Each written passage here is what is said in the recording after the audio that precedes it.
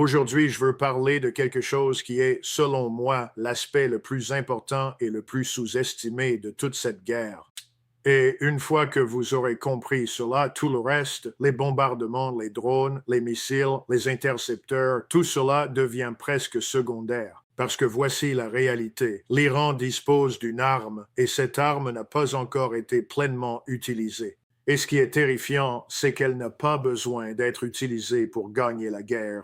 La menace seule suffit à faire s'effondrer l'Empire américain. Alors, quelle est cette arme? C'est le détroit d'Ormuz. Je sais ce que vous pensez. Vous vous dites, d'accord, j'ai déjà entendu parler du détroit d'Ormuz. Qu'est-ce qu'il y a de nouveau? Pourquoi est-ce si important maintenant? Et je veux répondre à cela. Mais d'abord, je veux prendre du recul et expliquer quelque chose que la plupart des gens ratent complètement quand ils parlent de cette guerre. C'est la différence entre deux types de puissance.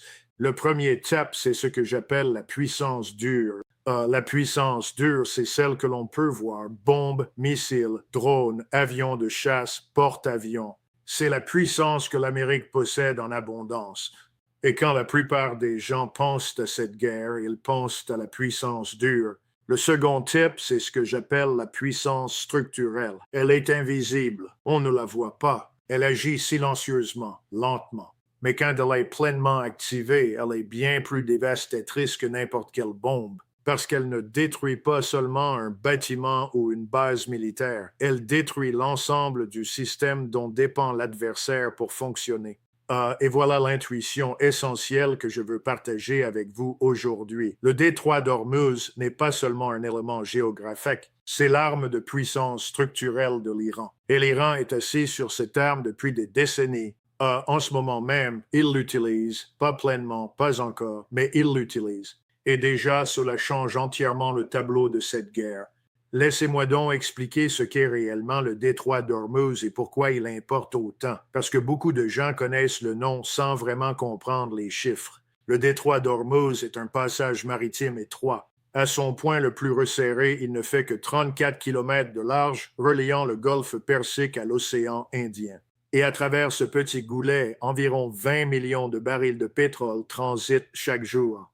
Pour replacer cela en contexte, cela représente environ 20 à 27 de tout le pétrole mondial échangé par voie maritime. Un cinquième à un quart de l'approvisionnement mondial en pétrole passe par un goulet de 34 kilomètres, bordé d'un côté par l'Iran. Et ce n'est pas que du pétrole.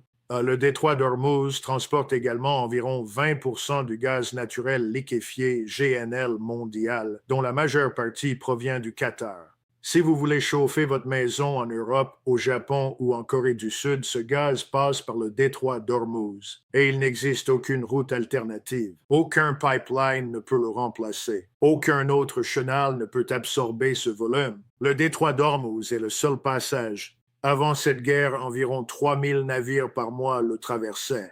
Depuis qu'en mars 2026, l'Iran a déclaré le détroit fermé aux nations hostiles, ce nombre est tombé à environ 5% de ce qu'il était. 5%. Cela signifie que 95% du trafic maritime s'est arrêté. Voilà l'arme. Maintenant, je veux expliquer, à travers la théorie des jeux et l'analyse structurelle, pourquoi cette arme est si puissante que l'Iran n'a même pas besoin de l'utiliser pleinement pour gagner. Imaginez vous drizzle le chèque. L'une de vos pièces, disons votre tour, est dans un coin et n'a pas bougé. Mais sa seule présence empêche votre adversaire de se déplacer librement de ce côté de l'échiquier. Chaque coup qu'il joue, il doit regarder cette tour, en tenir compte, s'en défendre, même si elle n'a pas bougé. Le détroit d'Ormuz est la tour de l'Iran. Elle est là. Et chaque décision que l'Amérique prend dans cette guerre, chaque calcul de Trump, chaque conversation au Pentagone, chaque réunion dans les États du Golfe, tout cela se déroule dans l'ombre de cette tour. Tout cela se produit avec une question en arrière-plan. Que se passe-t-il si l'Iran ferme complètement le détroit? La réponse à cette question explique pourquoi j'ai dit dès le début que l'Amérique ne peut pas gagner cette guerre. Parlons du pétrole d'abord. En ce moment, les prix du pétrole sont déjà élevés à cause de cette guerre. Mais que se passe-t-il si l'Iran ferme complètement le détroit? Si une véritable fermeture totale intervient, Larry Fink, qui dirige BlackRock, la plus grande société de gestion d'actifs au monde, gérant des milliers de milliards de dollars, est allé sur la BBC et a déclaré « Si l'Iran maintient le contrôle du détroit, nous pourrions voir le pétrole à 150 dollars le baril pendant des années. » Certains analystes parlent de 200 dollars. Et qu'est-ce que cela signifie? Une récession économique partout, pas seulement en Amérique, mais en Europe, en Chine, au Japon, en Inde, dans chaque pays qui dépend de l'énergie pour faire fonctionner son économie, c'est-à-dire tous les pays de la planète. Bref, vous pourriez dire, not too much, mais l'Amérique a son propre pétrole. Elle est devenue indépendante sur le plan énergétique grâce à la révolution du schiste. C'est une série de questions et la réponse révèle quelque chose d'important sur le fonctionnement réel de l'économie mondiale. Alors, l'Amérique n'a pas besoin du pétrole du Golfe pour elle-même, c'est vrai. Mais voici la réalité. L'économie mondiale fonctionne avec un prix unique pour le pétrole. Quand le pétrole monte à 200 dollars le baril sur le marché mondial, le prix de l'essence en Amérique augmente aussi. Car le prix de la nourriture augmente parce que la production alimentaire requiert de l'énergie. Le prix de tout augmente. On ne peut pas séparer le consommateur américain du prix mondial du pétrole. Et surtout, et c'est le point clé, l'économie américaine n'est plus vraiment une économie industrielle. C'est une économie financière. La puissance de l'Amérique dans le monde repose avant tout sur une chose, le dollar américain en tant que monnaie de réserve mondiale. Et ce statut repose lui-même sur une chose, le système pétrodollar. Laissez-moi expliquer ce qu'est le système pétrodollar et pourquoi le détroit d'Ormuz le menace directement. Après la Seconde Guerre mondiale, l'Amérique et l'Arabie saoudite ont conclu un accord. Simple, l'Arabie saoudite vendrait son pétrole uniquement en dollars américains. En échange, l'Amérique protégerait militairement le régime saoudien. Parce que l'Arabie saoudite vend son pétrole en dollars, chaque pays du monde qui a besoin de pétrole, c'est-à-dire tous les pays, a besoin de dollars pour l'acheter. Cela crée une demande mondiale permanente pour le dollar américain. Cette demande permanente signifie que l'Amérique peut imprimer plus de monnaie que tout autre pays, accumuler de plus grands déficits que tout autre pays, et que le monde continue d'accepter sa monnaie. Cela lui permet d'emprunter à bas coût, de financer son armée, qui représente 41% des dépenses militaires mondiales, sans que son économie s'effondre. Le pétrodollar est le fondement financier de la puissance américaine.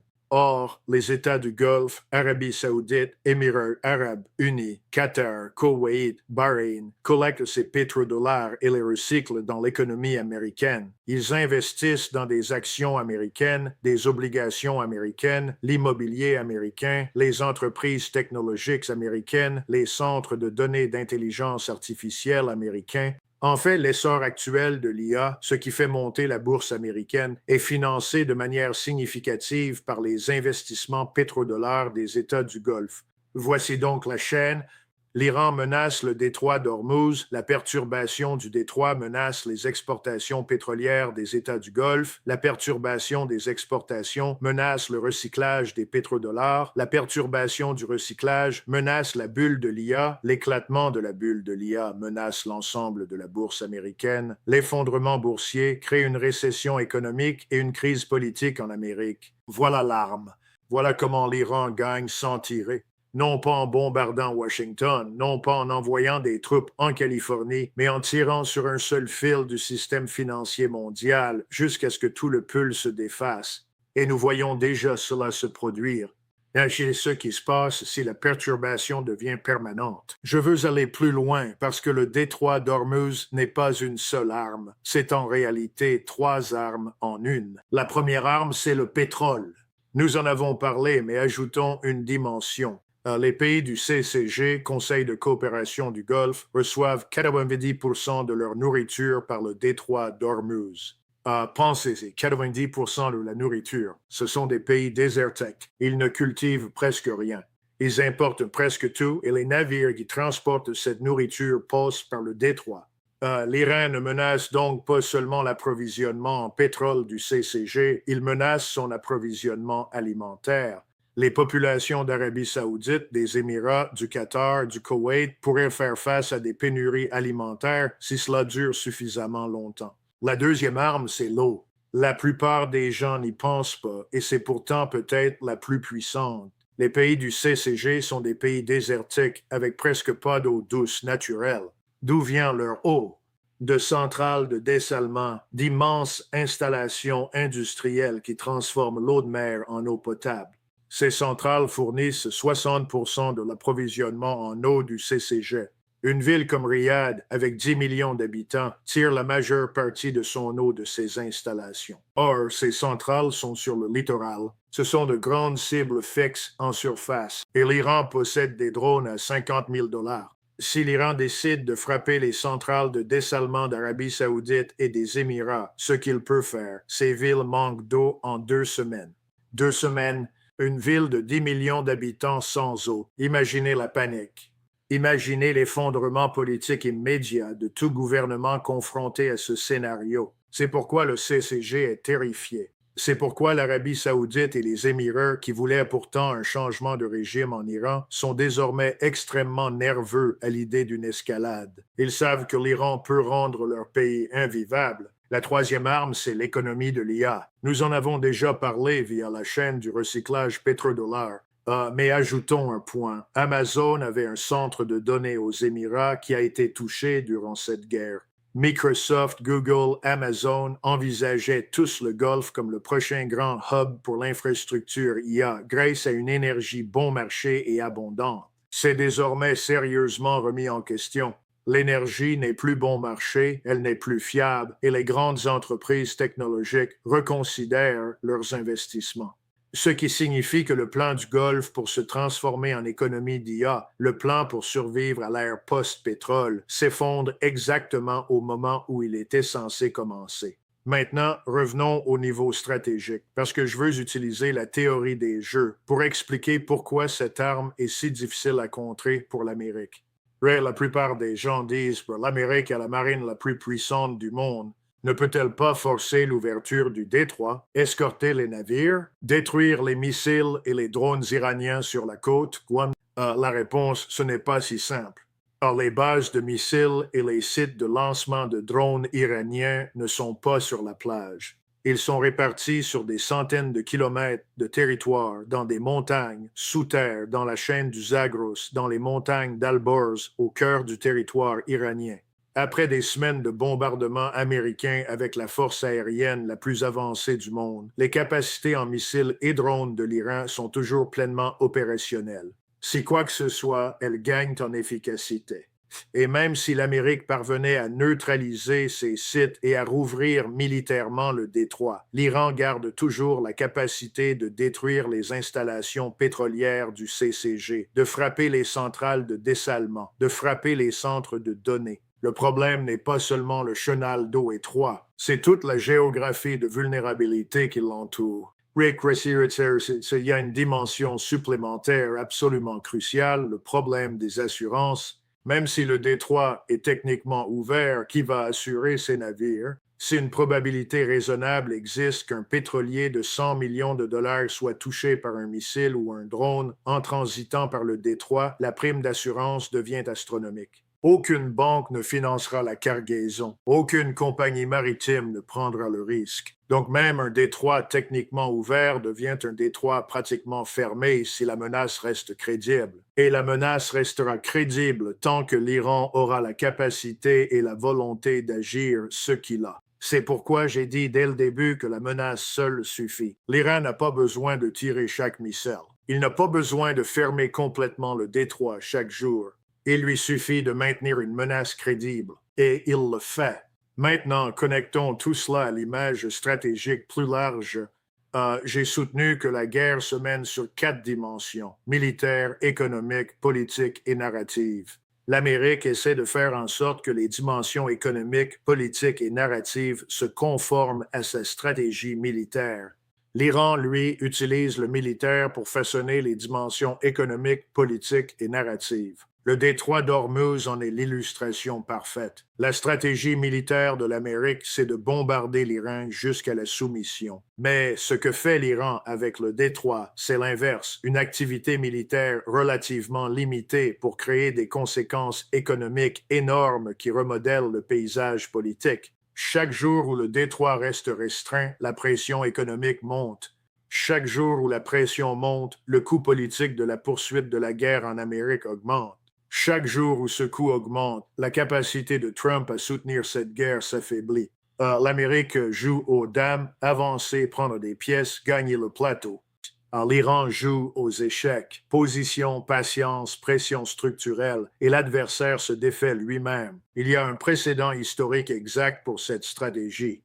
Les Américains n'ont pas perdu au Vietnam parce que le Vietnam avait de meilleures armes. Il en avait de bien moins bonnes.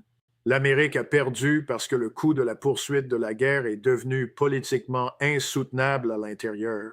Le fardeau économique, le coût humain, la perte de crédibilité, tout s'est accumulé jusqu'à ce que la volonté politique américaine s'effondre et les troupes sont rentrées. C'est ce que l'Iran est en train d'orchestrer, non pas une défaite militaire de l'Amérique sur le champ de bataille, mais un effondrement politique et économique de la volonté américaine de l'intérieur. L'Iran ne ferme-t-il pas le détroit complètement maintenant si c'est une arme si puissante? C'est un exemple brillant de calibration stratégique. Si l'Iran ferme le détroit à tout le monde, y compris la Chine, la Russie, l'Inde, il perd le soutien stratégique de ces pays. La Chine est le plus grand client pétrolier de l'Iran. Les navires chinois transitent actuellement par le détroit parce que l'Iran les laisse passer. C'est délibéré. En laissant passer la Chine et en bloquant les nations hostiles, l'Iran dit à Pékin, « Vos intérêts économiques sont en sécurité avec nous. » C'est l'action militaire américaine qui perturbe le commerce mondial, pas nous. C'est d'une sophistication extraordinaire. L'Iran utilise le détroit non seulement comme une arme contre l'Amérique, mais comme un outil d'alignement politique avec le monde non occidental. Et cela rejoint quelque chose d'autre que j'ai évoqué. Les maîtres financiers, ceux qui dirigent réellement le système mondial, ont besoin de stabilité. Ils ont besoin que le commerce circule, que le pétrole se déplace. En ce moment, c'est l'aventure militaire américaine qui perturbe cette stabilité, pas l'Iran. L'Iran offre un accès sélectif. C'est l'Amérique qui bombarde. Et aux yeux de l'élite financière mondiale, l'Amérique est en train de devenir le problème, non la solution. C'est le jeu profond. L'Iran n'est pas seulement en train de combattre l'Amérique, il est en train d'ingénier les conditions dans lesquelles l'élite mondiale perdra patience avec l'Amérique et commencera à soutenir une transition du pouvoir loin de l'Empire américain. Et le détroit d'Ormuz est l'instrument de cette ingénierie. Résumé de Kedre Analytique. L'Iran dispose de 3 armes structurelles intégrées dans le détroit d'Ormuz et la géographie qui l'entoure. 1. Le pétrole, menacé 20 à 27 % de l'approvisionnement mondial en pétrole. 2. L'eau, menacé les centrales de dessalement qui fournissent 60 % de l'eau douce du CCG. 3. Le pétrodollar, en menaçant la stabilité du CCG, menacer le recyclage des pétrodollars dans le système financier américain, ce qui menace la bulle de l'IA, ce qui menace la bourse, ce qui menace tout le fondement financier de la puissance américaine. Et aucune de ces armes n'a besoin d'être pleinement utilisée. La menace crédible de les utiliser suffit à 1. Faire monter les prix mondiaux du pétrole, créant une pression économique sur l'Amérique. 2. Terrifier le CCG qui veut voir cette guerre se terminer. 3. Saper le système pétrodollar, affaiblissant le fondement financier de l'hégémonie américaine. 4. Démontrer au monde non occidental que l'Iran contrôle la pièce d'infrastructure énergétique mondiale la plus critique. Et voici mon point final que je veux que vous méditiez attentivement. L'Amérique sait tout cela. Le Pentagone sait tout cela. Le Trésor sait tout cela. Scott Bessent, le secrétaire au Trésor, sait tout cela. C'est pourquoi ils ont levé les sanctions sur le pétrole iranien. C'est pourquoi ils s'efforcent désespérément de maintenir les prix du pétrole bas. C'est pourquoi ils s'inquiètent des marchés chaque jour. L'Amérique sait qu'elle est dans un piège structurel.